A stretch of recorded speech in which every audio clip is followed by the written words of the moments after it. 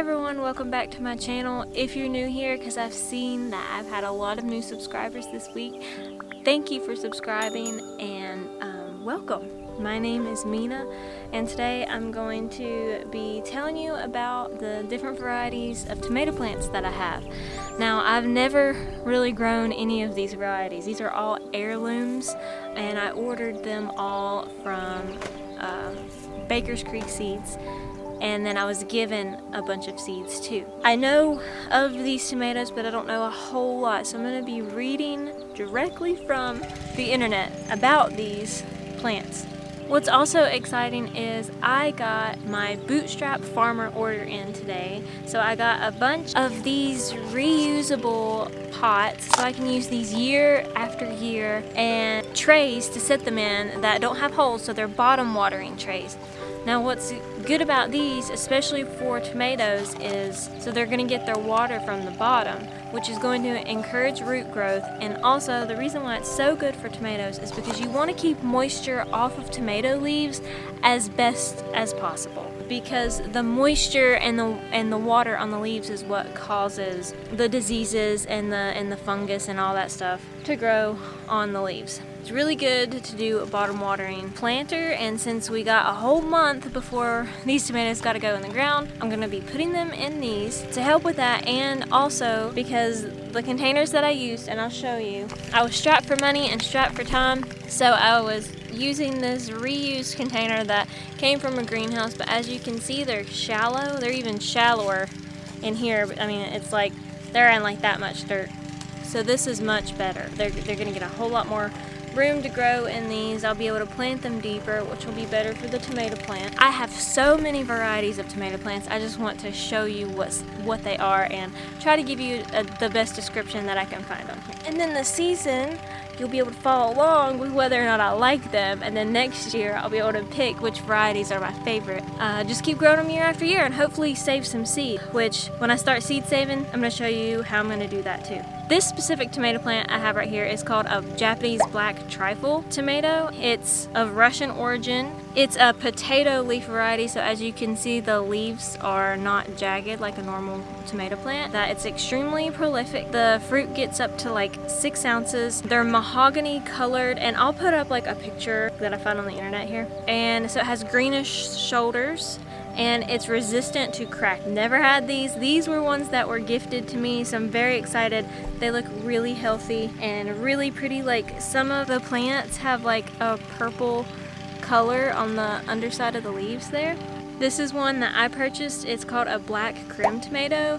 It has, well, it's like dark red fruit. It says rich sweet flavor. Really pretty. Like, it's a really kind of dark pinky tomato with a little bit of green shoulders on it, and it's like a medium-sized tomato. So the tomatoes here are a Kellogg's breakfast tomato, and it's an orange beefsteak tomato.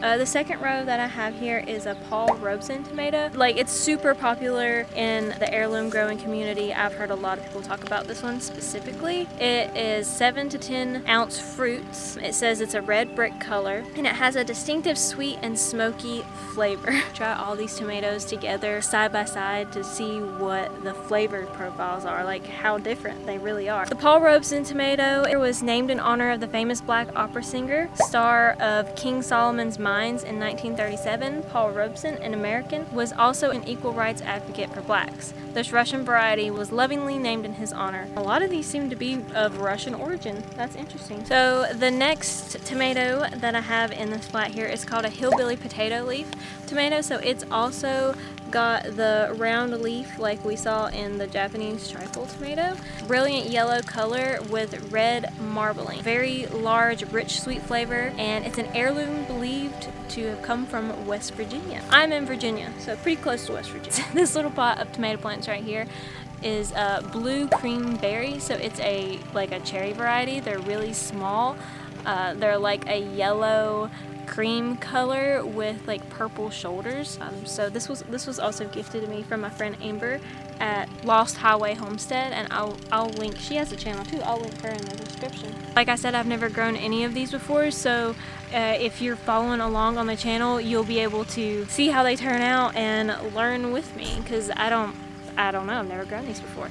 This one is a green grape tomato, but they're green. Even when they're fully ripe, they're green. It says a rich combination of sweet and spicy flavors with minimal acidity. This one, I saw that it was coming to Baker's Creek all winter long. I was seeing ads for it, and I was super excited when I got the chance to buy it. It's the orange accordion tomato. It's an indeterminate variety. If you don't know what indeterminate means, it means that the tomato plant keeps growing. A determinate variety gets to a certain height and it stops, but the indeterminate varieties you usually have to stake, and they're the ones that you do a lot of pruning to. If you do too much pruning to a determinate variety, the shorter ones, then you will lose a lot of fruit, but if you prune the indeterminate varieties, then you will actually up the fruit production. This one is super awesome looking, so it's a really like fluted tomato, which I'm gonna put you can see the picture right now, I'm sure. But it says that it's packed with nutrition, sweet and fruity flavor, and it's like a huge, it says voltage orange tomato. And if the picture just doesn't make you like fall in love with it, even if you've never had it, I don't know what will. Tomatoes can reach up to 20 ounces. They have few seeds and are really juicy and meaty, making it suitable for sauces and slicing. So we do a lot of sauces and a lot of slicing, so it's perfect. This one is an Amish Paste tomato, and as you can see, these plants, they got a little bit of sun scald. So if you can see on some of the leaves that they're a little bit white and faded, that's just from going from being indoors to going outdoors where there's a lot of sunshine, and they'll completely recover from that. Some of these, however, other tomato plants had a little bit of browning on the tips of the leaves, and that's my fault because I let them get a little bit dry. So when you don't water them enough, if you see some brown tips on the ends of your tomato plants, then they need water. And I was also reading that it can also be caused by getting too much water all at one time. So if they're really dry, then they got a lot of water. I'm not sure which one it was, but it was obviously a mistake of mine. This is an Amish Paste tomato. It's an heirloom paste variety from Wisconsin. Also an indeterminate variety, so you have to stake it. But I've never grown these, and we needed a paste tomato to make sauces and stuff like that. So this is the one that I decided to try this year. I am extremely excited about these in particular. I ordered them, I think, from a website called Victory Gardeners. It's kind of a rare tomato, but I got it because of the name. Not solely because of the name, but a big part of it. But it's a beautiful tomato. It's an ox heart shaped tomato, so it's shaped like a heart. It's called a Sgt. Pepper's tomato, and I'm a huge Beetles fan, so had to have it. But also it has these beautiful dark purple shoulders and like a red underside, and it's an indeterminate variety. It says an excellent yield, beautiful pink heart-shaped fruit with dark antho splash on the smooth shoulder, medium to large, from 12 to 24 ounces. I will definitely be saving seeds from these, and if I end up with a lot of seeds like saved, I might have some to share. These are Costaluta Genovese, and it's an Italian heirloom variety, and it's also lobed, so it's oddly shaped. It's an intense and acidic tomato. It says here that because of its odd shape, this tomato is best for sauces and pastes where the skin is removed. Oh, tomato plants smell so good. Like, you go all winter long without like smelling a tomato plant, and then you finally get to smell one, and it's like, you know what I'm saying. It's like, there's no other scent like it. This one is a large orange heirloom slicer called Dr. Witches or Dr. Witches. I'm not sure exactly how you pronounce it. The fruits get up to 1 pound. It says that it has a smooth texture and a tropical sweet taste, and that it has heavy yields. This one also came from Baker Creek Seeds, and it's one of their most popular ones. Since I have all these different varieties and I don't need like an entire like acre full of tomatoes, what I'm probably gonna do with like the cherry varieties is maybe put them in buckets or in grow bags around the house. I even thought about planting them in feed bags, just so that I'm able to collect the seeds if I like them, try them out, and so that I'll have a beautiful tomato basket this summer. This one right here in the front is a black cherry tomato, and it says that it has a rich mahogany purple color, and that it's a sweetly complex flavor, and that the fruits get up to 1 inch and is abundant in heavy clusters. The second one here is a white cherry tomato, and it has pale yellow to ivory color, and the color will be paler with less sun exposure. Here in the last row is a sunrise bumblebee tomato, and it has swirls of reds and oranges inside and out. Oblong little fruit barely weighs an ounce. So this one is a white Tomasol tomato. I started these a little bit later than the other ones. Obviously you can tell by how much smaller they are. It says bursting with fragrance and natural goodness that is hard to beat. It says sweet and rich. The cream colored fruit is beautiful, smooth, and weighs about 8 ounces each. And it says that the vines set a heavy yield. And then I think this is the last variety that I have to show you. It's called a Blue Beauty tomato, and it's very similar to the Sergeant Pepper variety that I showed you earlier. So it's got the like really deep purple blue shoulders on it. It says blue black shoulders is what they're calling the color. It says sunburn and crack resistant. It's a beefsteak type slicer tomato. But now that I have shown you all of the different varieties, and if you're still here and you don't think that I'm completely crazy, I'm gonna pot some up in my new Bootstrap Farmer pots.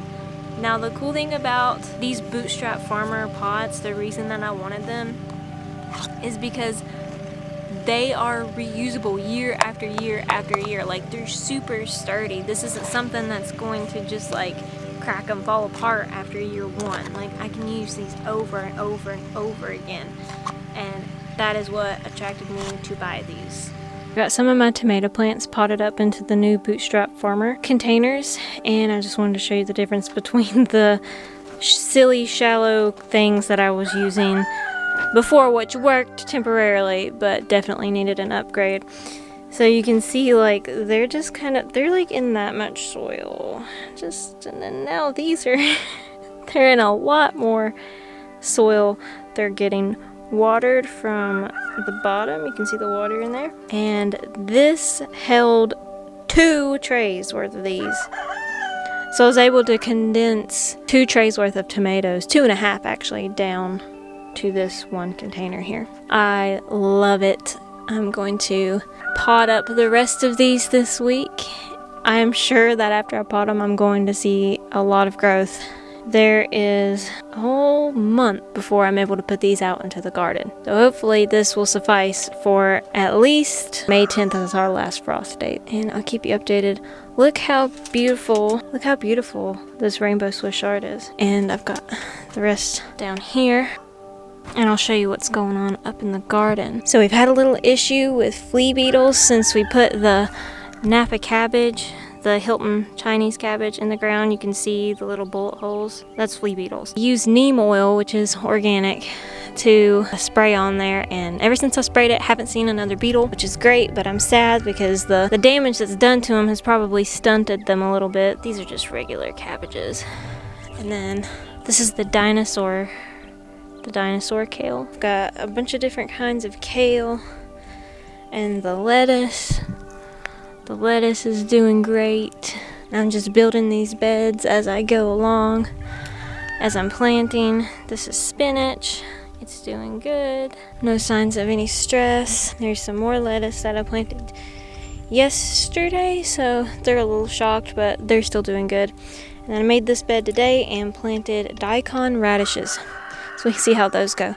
If you can see that, and that is volunteer cilantro from last year, and then this is lettuce that was sown in the fall, and it's just now come up and it's doing good. These, my mom planted some rutabagas in the fall. They didn't come up until early spring, but they look like they're bolting, so I don't know that they're gonna do anything, but we just left them. This is garlic that we planted in the fall, and then these right here are radishes, which you can see they were sown in the fall too, and for whatever reason they are growing beautiful foliage and they're bolting but not growing a root. So I'm just going to let some of them go to seed and collect the seed, and then well, I'll show you what else. I'll show you what else I've been doing with them. That's okay, because they're still getting some use out of these guys.